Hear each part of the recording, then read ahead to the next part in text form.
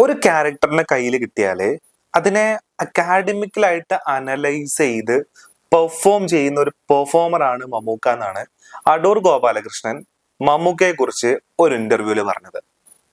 അതേപോലെ തന്നെ കമൽഹാസൻ ഒരിക്കൽ പറഞ്ഞത് മമ്മൂക്കയെ പോലെ ഒരു ഇന്റൻസീവ് പെർഫോമർ മലയാള സിനിമയില് ഇൻഡസ്ട്രിയിൽ ഇല്ല എന്നുള്ളൊരു കാര്യമാണ്. അപ്പൊ ഇതൊക്കെ മമ്മൂക്കയെ കുറിച്ച് പറഞ്ഞിട്ടുള്ളതാണ്. എന്നാൽ ഇതേ അടൂർ ഗോപാലകൃഷ്ണൻ തന്നെ ലാലേട്ടനെ കുറിച്ച് പറഞ്ഞത് പുള്ളി ഒരു ബോൺ ആക്ടറാണ്, ഒരു ഫ്ലൂയിഡ് പോലെ ഉള്ള ഒരു ആക്ടറാണ് എന്നാണ് ലാലേട്ടനെ കുറിച്ച് പറഞ്ഞത്. പറഞ്ഞു വരുന്നത്, ഇപ്പോ ഈ ഇടയ്ക്ക് ഓസ്കാറിന്റെ മ്യൂസിയം സ്ക്രീനിങ്ങില് മമ്മൂക്കയുടെ ഭ്രമയുഗം എന്ന് പറഞ്ഞ സിനിമ പ്രദർശിപ്പിച്ചിട്ടുണ്ടായിരുന്നു. അപ്പോ അത് പ്രദർശിപ്പിക്കുന്ന സമയത്താണ് അതിന്റെ അവതാരക ഒരു കാര്യം പറഞ്ഞത്.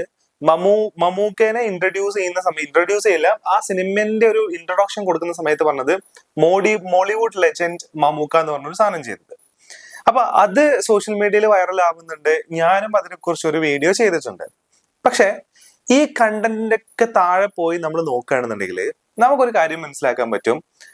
ഈ മമ്മൂക്ക ലാലേട്ടൻ എന്ന് പറഞ്ഞിട്ട് ഫാൻ ഫൈറ്റ്, അതായത് ആളുകൾ രണ്ട് ചേരികളായിട്ട് നിന്നിട്ട് അങ്ങോട്ടും ഇങ്ങോട്ടും ഫൈറ്റ് ചെയ്തുകൊണ്ടിരിക്കുകയാണ്. അതായത് മമ്മൂക്കയുടെ ഒരു പടം മ്യൂസിയം, അതായത് ഓസ്കാറിന്റെ ഒരു വേദിയിൽ സ്ക്രീൻ ചെയ്യുക, അവിടെ മലയാള സിനിമയ്ക്ക് ഒരു റെപ്രസെന്റേഷൻ കൊടുക്കുക എന്നൊക്കെയുള്ള കാര്യങ്ങൾ മുന്നോട്ട് വരുന്ന സമയത്ത്, അല്ലെങ്കിൽ അതിനെ അത്രക്ക് ഇന്റൻസീവ് ആയിട്ട് സോഷ്യൽ മീഡിയയിലും മറ്റുള്ള സ്ഥലങ്ങളിലൊക്കെ പറയുന്ന സമയത്ത് ലാലേട്ടന്റെ ആ ഒരു പടം അങ്ങനെ വന്നിട്ടില്ല. ഇപ്പൊ ഗുരു എന്ന് പറഞ്ഞ സിനിമ ഇന്ത്യയിൽ നിന്നുള്ള ഒരു ഓസ്കാർ എൻട്രി ആയിട്ട് അല്ലെങ്കിൽ ഓസ്കാർ നോമിനേഷൻ ആയിട്ട് പോയിട്ടുണ്ടായിരുന്നു എന്നുള്ള ഒരു കാര്യം കൂടിയുണ്ട്.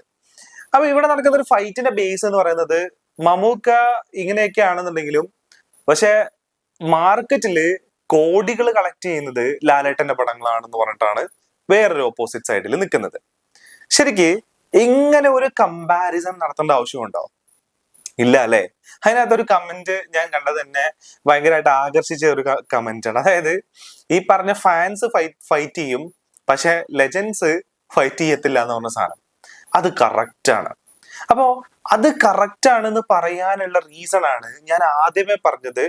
പ്രമുഖരായിട്ടുള്ള ആൾക്കാര് മമ്മൂക്കേനെ കുറിച്ചും ലാലേട്ടനെ കുറിച്ചും പറഞ്ഞിട്ടുള്ള ഒരു കാര്യം, അതായത് മമ്മൂക്കേനെ കുറിച്ച് പറയുന്ന സമയത്ത് എപ്പോഴും പുള്ളി ഒരു ഇന്റൻസ്, ഒരു അതോറിറ്റേറ്റീവ് ലാംഗ്വേജില് അത്തരം ഡയലോഗ് ഡെലിവറി ഒക്കെ കൊടുക്കുന്ന ഒരു മനുഷ്യനാണ് മമ്മൂക്ക എന്നുള്ളതാണ്. അതായത് മമ്മൂക്കയുടെ ആക്ടിങ്ങിനെ പലപ്പോഴും പറയാറുള്ളത് അക്കാഡമിക് പ്രിസിഷൻ എന്ന് പറഞ്ഞൊരു സാധനം പറയാറുണ്ട്. അപ്പൊ അതെന്തുകൊണ്ട് അക്കാഡമിക് പ്രിസിഷൻ എന്ന് പറയുന്നത്?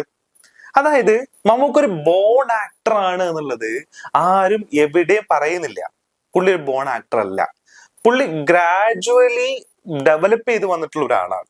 അക്കാഡമിക്സിലും അങ്ങനെ തന്നെയാണ്. നമ്മൾ പഠിച്ച് മനസ്സിലാക്കി റിസർച്ച് ചെയ്ത് തീസീസ് പബ്ലിഷ് ചെയ്തിട്ടാണ് നമ്മൾ ഒരു അക്കാഡമിഷ്യൻ ആയിട്ട് മാറുന്നത്, അല്ലെ?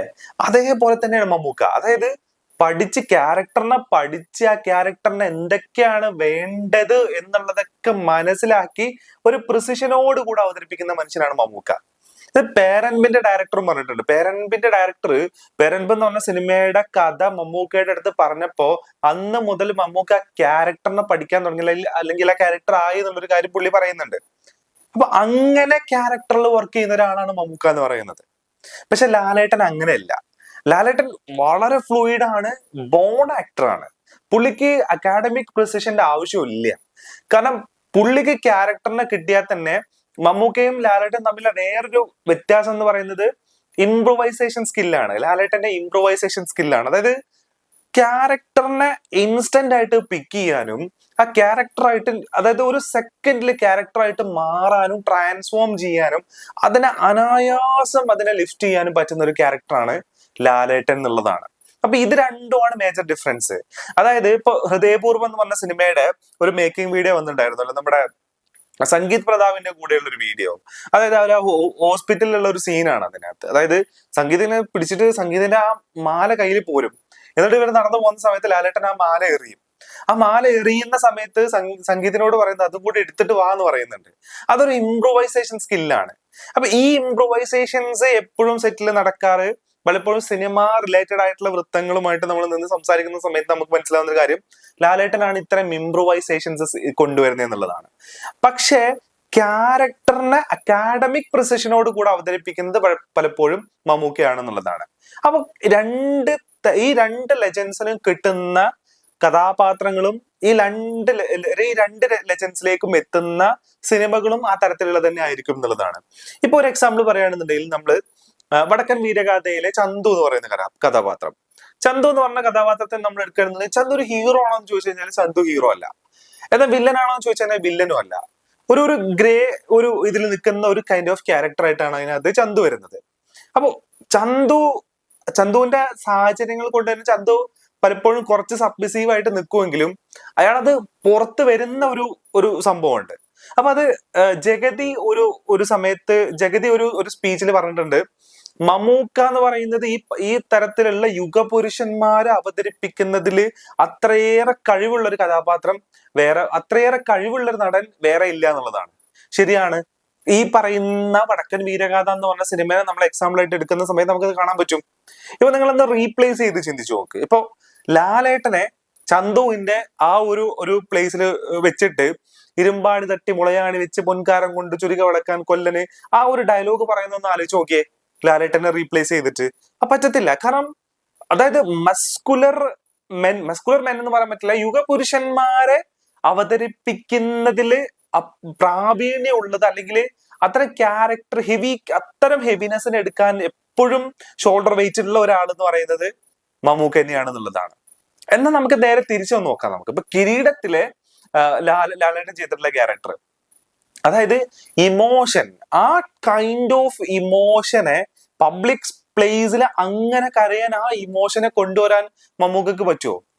അങ്ങനെ മമ്മൂക്ക ഏതെങ്കിലും ഒരു ഇത് ചെയ്തതായിട്ട് നിങ്ങൾ ഓർക്കുന്നുണ്ടോ? അങ്ങനത്തെ ഒരു കഥാപാത്രം ഭയങ്കര റിസ്കിയാണ് അങ്ങനത്തെ ഒരു സാധനം മമ്മൂക്കനെ കൊണ്ട് ചെയ്ത് എടുക്കുക എന്നുള്ളത്.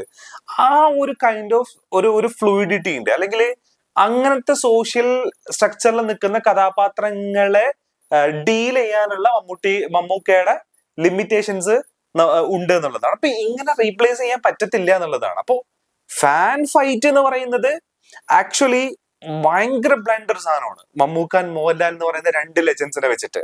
കാരണം ഇത് രണ്ട് സ്ട്രീമിലൂടെ മുന്നോട്ട് പോയിക്കൊണ്ടിരിക്കുന്ന രണ്ടും ഈ മലയാള സിനിമയ്ക്ക് എന്താ പറയാ അത്യന്താപേക്ഷിതമായിട്ടുള്ള രണ്ട് എന്താ പറയാ ലെജൻസ് ആണെന്നുള്ളത് നമുക്ക് ഷുവർലി പറയാൻ പറ്റുന്ന ഒരു സംഭവമാണെന്ന്. അപ്പൊ അവിടെയാണ് ഈ ഫൈറ്റ് നടന്നുകൊണ്ടിരിക്കുന്നത് എന്നുള്ളതാണ്. ഇനി വേറൊരു എക്സാമ്പിൾ പറയുന്നത് പാലേരി മാണിക്യത്തിലെ കഥാപാത്രം. പാലേരി മാണിക്യത്തിൽ എന്ന് പറഞ്ഞാൽ 3 ഡിഫറെന്റ് കഥാപാത്രങ്ങളായിട്ടാണ് ഇതിൽ വരുന്നത്. 3 ഡിഫറെന്റ് ഇമോഷൻസ് ക്യാരക്ടറിന്റെ ആർക്കാണെങ്കിൽ കൂടെ അത് 3 വിധത്തിലാണ്. അതും ഒരു ഒറ്റ ക്യാരക്ടറാണ്, ഒറ്റ മനുഷ്യനാണ് ആ 3 ചെയ്തേക്കുന്നത് എന്നുള്ളതാണ്. പേരൻപിലെ ക്യാരക്ടർ അധികം ഡയലോഗും ഒന്നുമില്ല, കംപ്ലീറ്റ്ലി ഇമോഷൻസിലൂടെയാണ് ഇതിനെ ഡെലിവറി ചെയ്യുന്നത് എന്നുള്ളതാണ്.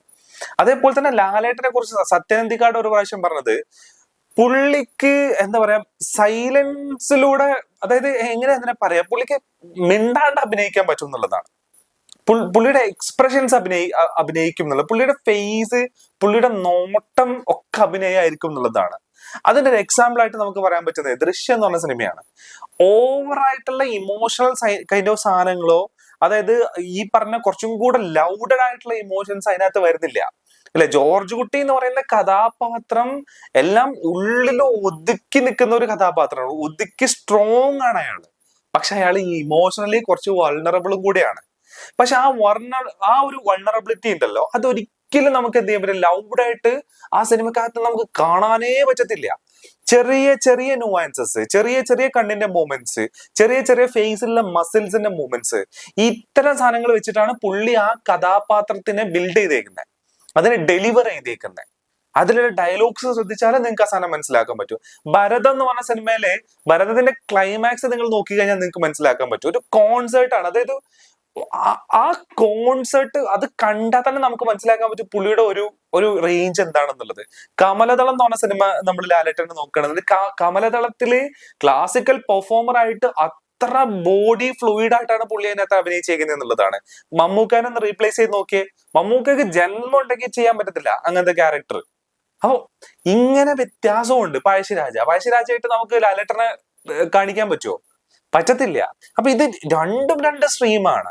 ആ 2 സ്ട്രീമിനെ അതിനെ അങ്ങനെ തന്നെ അനലൈസ് ചെയ്യുക. അതിന്റെ ആ 2 വ്യക്തികളുടെയും മാർക്കറ്റ് എന്ന് പറയുന്നത് രണ്ടും രണ്ടാണ്.